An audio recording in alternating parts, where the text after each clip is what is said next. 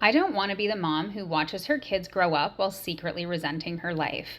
I want to be the mom who's present and powerful. The one who says yes to ice cream, the school trip, the random Tuesday adventure, without checking her bank account first. I want to show my kids what's possible, not just what's safe. That's why I'm doing the boring things that no one claps for. That's why I'm rebuilding, even when no one's watching. Because if I don't change this now, nothing changes. And that's not an option anymore.